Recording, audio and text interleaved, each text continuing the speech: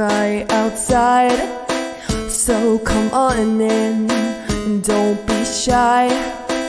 We've got ghosts and UFOs. Brace yourself, get ready for the show. Don't be afraid of the dark, the fun's about to start. Nightmares or tales will inspire. Oh, tonight at the Scaredy Campfire.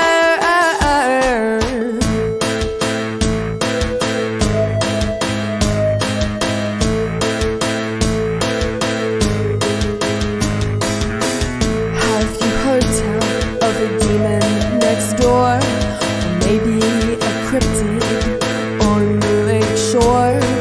There's nothing too strange for us here. So if you're ready, stamp out your fear. Don't be afraid of the dark, the fun's about to start. Nightmares or tales will inspire.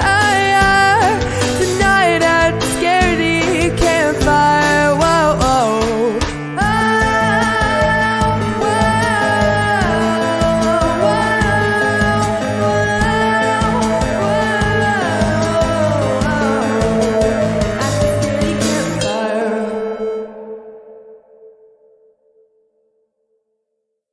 Welcome back, campers, to episode 28 of the Scaredy Campfires. The forest is quiet tonight. Too quiet. Even the wind seems to hold its breath, as though it knows what's about to be whispered around this fire. Tonight's stories remind us that sometimes the world does not wait for darkness to twist itself strange. Sometimes the haunting begins beneath the sunlight, when reality flickers and something ancient peers through the seams. Tonight's first story comes from Reddit user Curse of the Werebabbit. Some memories don't stay buried. They linger in the shadows, waiting for the right moment to return. For years, he brushed off his childhood fear as imagination, the strange blue flash of light, and the black eyes at his window forgotten with time.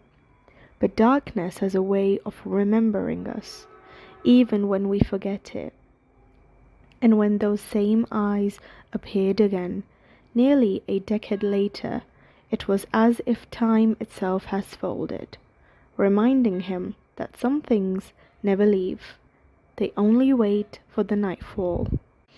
I, 25 female, grew up in a small village in rural England with both my parents and 2 siblings, 1 brother and 1 sister. I always loved the paranormal for the entertainment side, but never truly believed it myself. I watched debunking shows all the time, like Fact or Faked, and readily enjoyed arguments against experiences people had. Our house sat not far from local farmland. A few roads led to the entrance to the local woods, which separated the village from the fields next door. Everyone in my family had a story about an experience they had. My mum and sister both claimed to have seen a ghostly figure of a farm appear round the door at them but disappear quickly when they turned to look at him. My mum also claims of dreaming about twin girls standing over her bed at night. My dad never suffered from night terrors prior to moving to this house, but began in earnest around a year after we first moved in. My brother had less dramatic encounters, but claims the feeling of something in his bed one morning pressing down on side with force. All of this I never believed, and I'm not sure I do even now.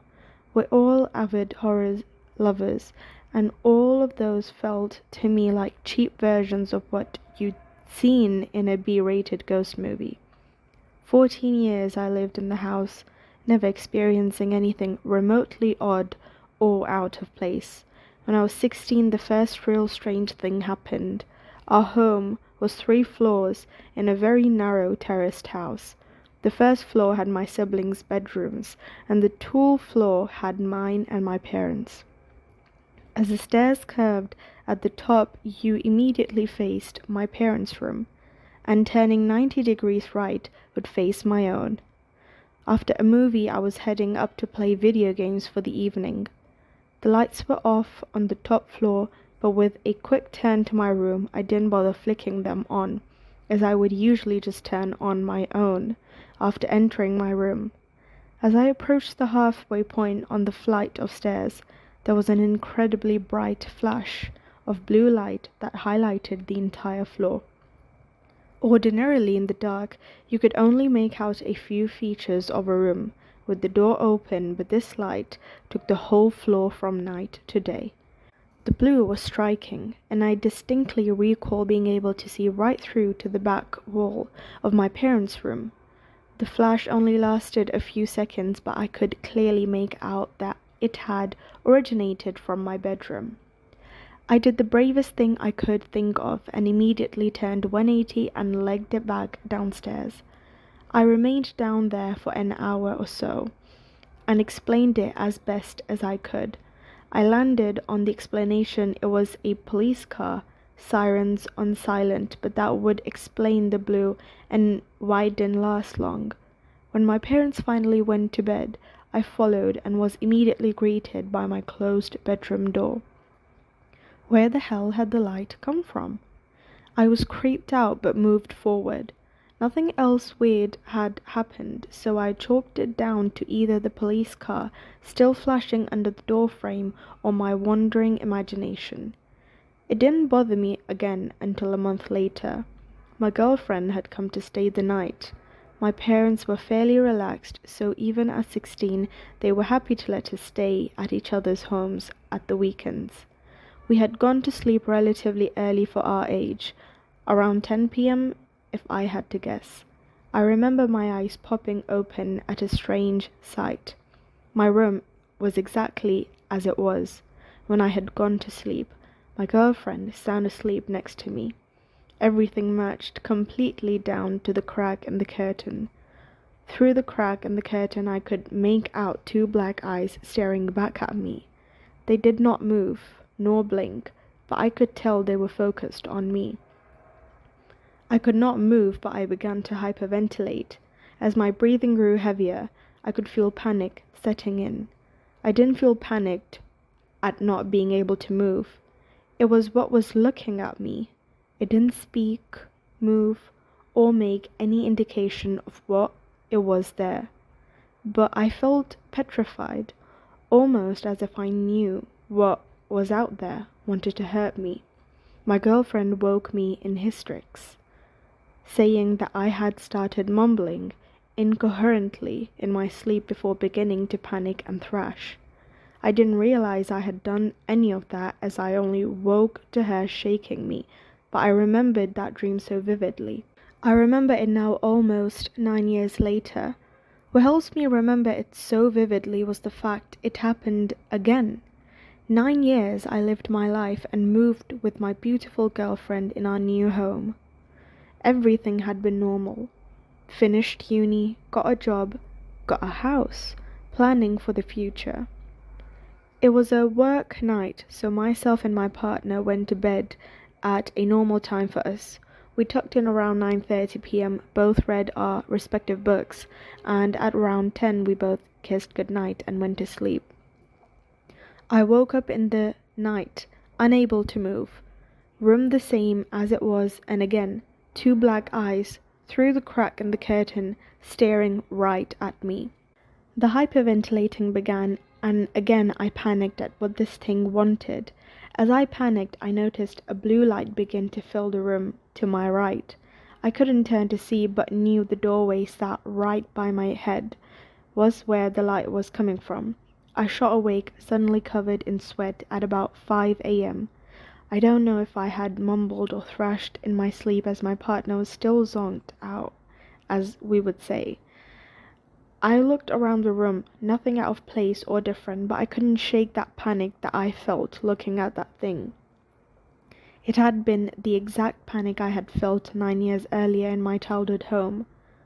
This was 4 days ago, and it hasn't stopped playing in my mind since. I usually work from home, but have been heading into the office every day this week. I told my partner it's because we have important project deadlines as a team, but really, I don't want to be in that house anymore. I've ordered clothes pegs from Amazon to ensure the curtains are fully closed at night, staying awake last to do it without having to explain why I am. As a kid, I put it down to overactive imagination, but I know what I saw in that window was the same thing as nearly a decade ago, and I don't want it to come back again. Perhaps it was just a dream, perhaps a shadow, or the mind's cruel trick in the quiet hours before dawn. But when the same terror returns after years of silence, wearing the same eyes, breathing the same stillness, it's hard to believe it's only in your head. Maybe what stares through your window doesn't want to hurt you. Maybe it just wants you to remember it. And maybe, tonight, it's waiting for you to look back. Our second story drifts in from Reddit user Asserine, who recalls something that has haunted the edges of memory for nearly 30 years. Deep in the German forest, under the stillness of night, laughter and conversation filled the air until something stepped out from the trees.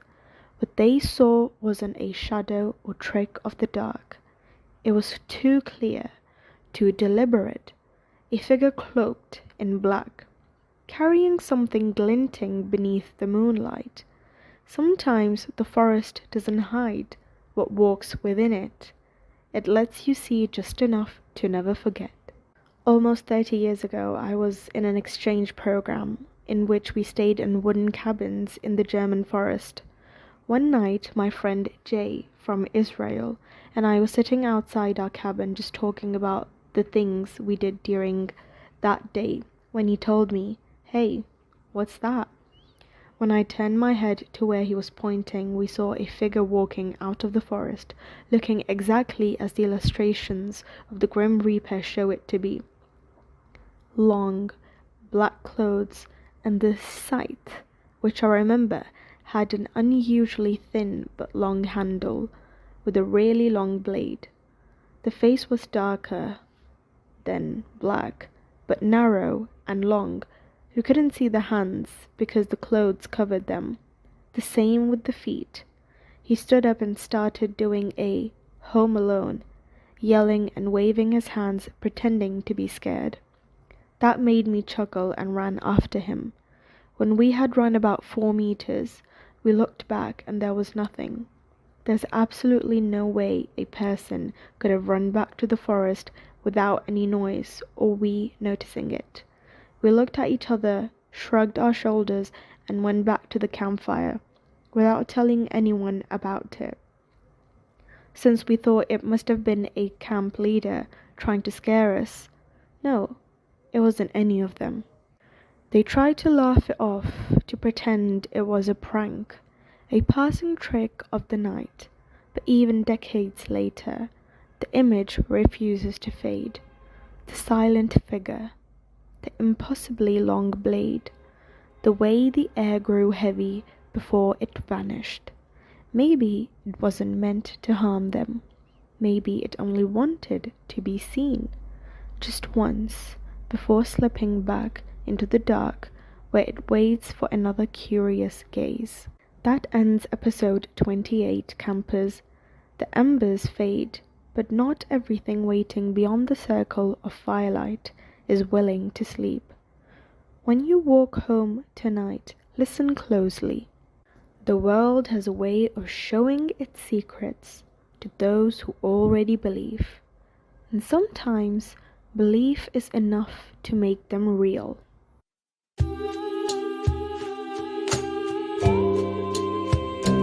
As the night gets longer and the darkness creeps in, with the eerie silence broken only by whispering wind, come gather round the fire, the flickering flames, and hear the tales of the spooky and the strange.